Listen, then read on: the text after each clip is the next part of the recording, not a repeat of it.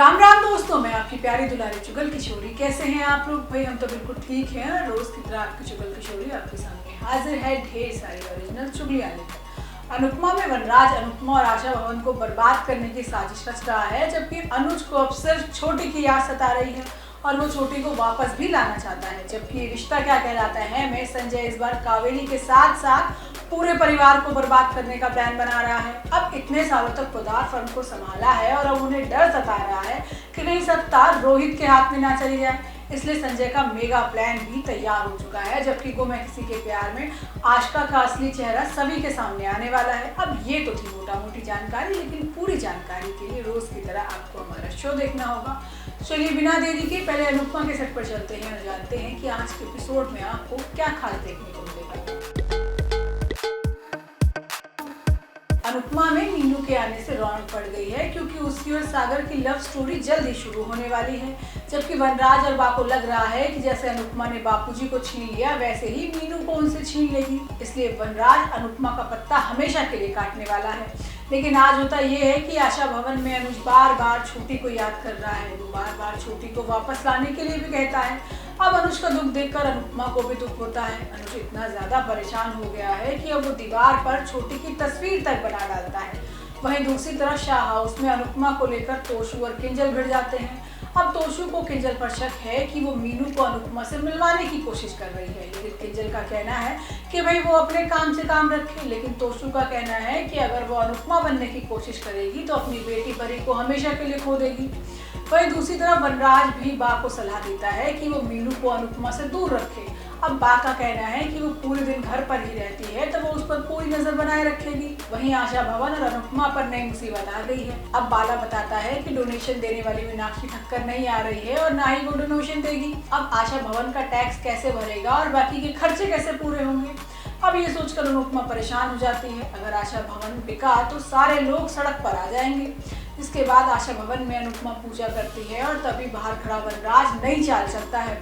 वो आशा भवन के केयर टेकर को नई डील देता है। वो आशा भवन को बेचने की सलाह भी देता है और उन्हें ग्राहक देने की बात करता है।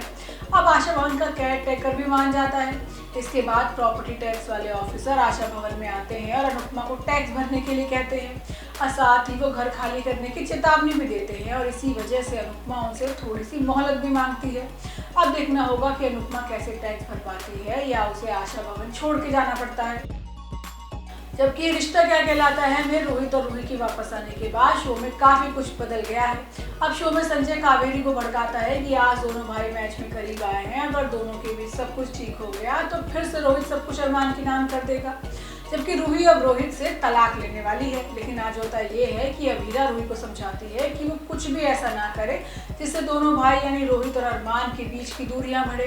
लेकिन रूही का कहना है कि जितना उसने घर को तोड़ा है और दुख पहुंचाया है उसके सामने ये बहुत कम है। वहीं माधव परेशान है क्योंकि रोहित उस पर अरमान को ज्यादा प्यार करने का इल्जाम लगाता है। माधव विद्या के सामने अपनी परेशानी रखता है कि वो अपने दोनों बच्चों से बराबर प्यार करता है और कभी भी उसने दोनों बच्चों में फर्क नहीं किया। अब विद्या माधव को समझाती है कि अरमान के पास अभीरा है, लेकिन रोहित फिलहाल बहुत परेशान और अकेला है, उसे हम दोनों के प्यार की ज्यादा जरूरत है। वहीं संजय ने नया दाव खेला है और कावेरी को मना लिया है। अब संजय ने केस जीता है और वो कावेरी के पास माफी मांगने के लिए पहुंच जाता है और अपनी गलतियों को दोबारा ना दोहराने की कसम भी खाता है। अब कावेरी संजय के सामने शर्त रखती है कि वो रोहित की बागडोर संभालेगा और उसे एक अच्छा वकील बनाएगा। अब कावेरी को लगता है कि भले ही रोहित इस घर का वारिस है, लेकिन एक अच्छा वकील नहीं है और केस जीतने के मामले में अरमान का हाथ पकड़ पाना बहुत मुश्किल है। ऐसे में रोहित को बहुत मेहनत करनी पड़ेगी। अब संजय काजल के सामने अपना प्लान रखता है कि वो चाहता है कि अरमान और अभीरा एक हो जाएं और कावेरी उन्हें खुद घर से बाहर निकाल दे और रोहित का तो वैसे भी कुछ नहीं होने वाला और उसके बाद फिर पोदार फर्म उन दोनों का हो जाएगा। वहीं अगली सुबह रूही को देखते ही रोहित भड़क जाता है और फिर उस पर घर की अच्छी बहू बनने का नाटक करने का आरोप लगाता है।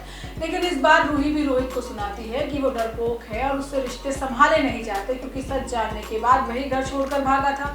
अब दादिसा दोनों के बीच की लड़ाई को शांत करवाती है और दोनों को अपनी शादी को एक और मौका देने के लिए कहती है। लेकिन रूही आज भी अरमान से प्यार करती है, जबकि रोहित रूही के साथ अपनी जिंदगी बिताना चाहता है, लेकिन अपने दिल की बात कह नहीं पा रहा। वहीं वो मैं किसी के प्यार में सभी को समझ आ गया है कि आशिका सही के लिए ठीक नहीं है। अब आशिका सई को छोड़कर दिल्ली चली गई है तो शक होना तो बनता है। जबकि ईशा की हरकत की वजह से भाग्यश्री की हालत बिगड़ने वाली है और ईशा का राज भी सबके सामने आते आते रह जाएगा। इसी बीच सई और रजत की शादी की मांग भी उठने लगी है। लेकिन आज होता ये है कि भाग्यश्री को ठीक करने की सभी बहुत कोशिश करती है, लेकिन तारा उसे रोकती है। लेकिन सभी कहती है कि उसे एक बार कोशिश तो करने दें। अब ईशा सोचती है कि वो भाग्यश्री को तकलीफ नहीं पहुंचाना चाहती थी। अब रजत पूछता है कि उसकी माँ को किसने कमरे में बंद किया। अमन उसे बताता है कि उसने उस तरफ से ईशा को आते हुए देखा था। अब रजत ईशा पर काफी गुस्सा होता है और सभी उसे रोकती है। अब दोनों के बीच इस बात को लेकर खूब बहस होती है, लेकिन सई की आवाज आते ही भाग्यश्री को होश आ जाता है और वो अपनी दादी से मिलकर जाती है। अब सभी सई को छोड़ने के लिए जाती है, जहां उसे पता चलता है कि आशिका तो दिल्ली चली गई है। अब सई की खातिर सभी आशिका के घर पर रुक जाती है, लेकिन देर रात आशिका के लौटने पर सवाल करती है कि वो सई को छोड़कर ऐसे कैसे जा सकती है। अब आशिका फिर से मगरमच्छ के आंसू बहाने लगती है। अब शो में जल्द ही रजत और सभी की शादी की बात चलने वाली है। तो दोस्तों, ये तो थी आज की तीनों सीरियल की पूरी जानकारी। आपको हमारे शो कैसा लगा हमें लाइक कमेंट करके जरूर बताइएगा, और अगर आपने हमारे चैनल को सब्सक्राइब नहीं किया है तो यहाँ से वो भी कर लीजिएगा। हम आपसे फिर मिलने आएंगे इसी समय पर नई जानकारी के साथ। राम राम।